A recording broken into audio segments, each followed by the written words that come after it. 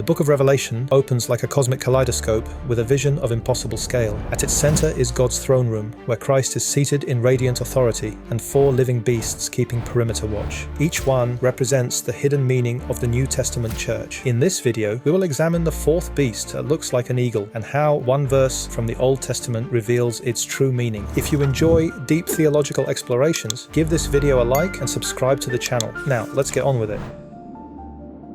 In the Bible, the eagle represents the mind in ascension, wings that lift beyond the noise of earth, and eyes that pierce what's hidden from mortal sight. This image of height and clarity represents divine wisdom itself, a perception so vast it reduces human understanding to a whisper in the wind. This imagery doesn't appear out of the blue, it takes flight from the Old Testament, rooted in one book that shaped nearly every echo of the eagle that followed, the raw and unsettling drama of Job.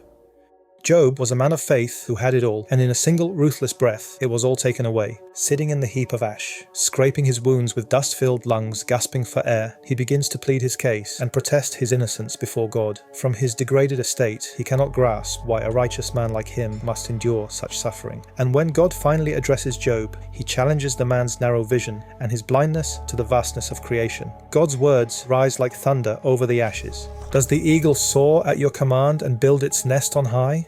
It dwells on a cliff. From there it looks for food. Its eyes detect it from afar. Its young ones feast on blood, and where the slain are, there it is.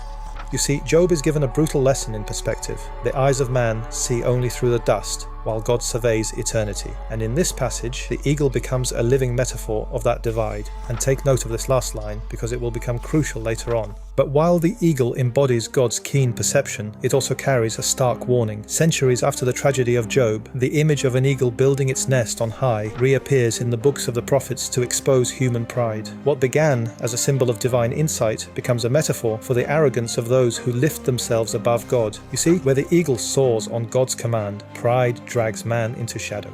So the eagle becomes both the vision of divine understanding and the mocking reflection of humanity flapping madly after it. But hang on a second, some overzealous critic might exclaim. In Hebrew language there's no word for eagle. Nesher could mean any oversized predator of the sky, even a vulture, and it's the vultures that gorge on blood, not eagles. And to be fair, that's a valid point. The language in the book of Job is ambiguous, and if the text claims that the eagles drink blood, then it's undeniably an error. But scripture never forgets its own symbols. Let's fast forward to the Gospel of Matthew, where the eagle returns, linking the Old and the New Testament, and this connection will blow you away.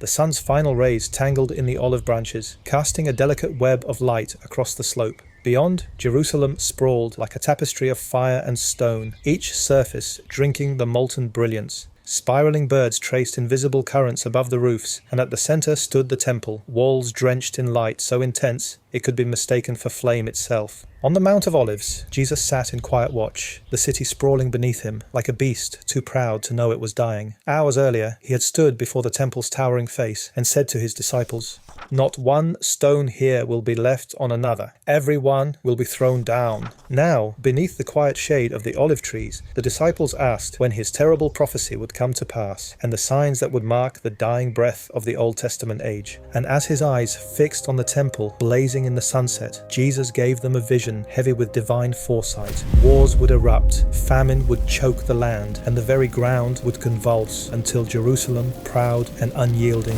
collapsed into the silence of ruin. And to seal the image, he uttered the following: "For wherever the carcass is, there the eagles will be gathered together." Do you remember that line from Job? Jesus brings it back to life, centuries later, turning it into a prophetic vision of divine insight. And the Greek language of the Gospel cuts through the ambiguity of Old Testament Hebrew. Here, the word eagle stands clear and deliberate. What once symbolized God's sight now becomes revelation in motion, and the disciples gathered around Jesus become the eagles circling what's left of a dying world. And in 70 AD, they saw it with their own eyes, the prophecy they'd heard on the Mount of Olives crashing into reality. Jerusalem and its temple fell beneath the relentless grind of Rome's war machine, stone by stone, just as Jesus had said.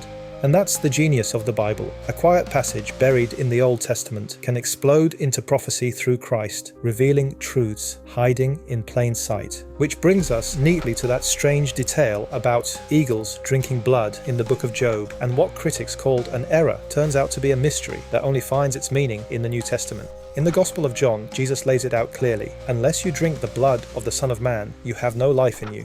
And as his disciples participate in communion, they become the young eagles described in the book of Job, drinking the blood of Christ and gaining divine insight of the eagle. Among them was John the Evangelist, who flew furthest into the mystery, his words reaching beyond flesh and time. So the beast that looks like an eagle isn't some ornamental symbol. It's the archetype of those in the church whose vision pierces deeper than doctrine. Unburdened by pride and arrogance, they elevate themselves into the word and return with understanding that soars above the noise. They're the teachers, theologians, and mystics who ascend on spirit into the unseen, bringing back revelations only visible from impossible heights.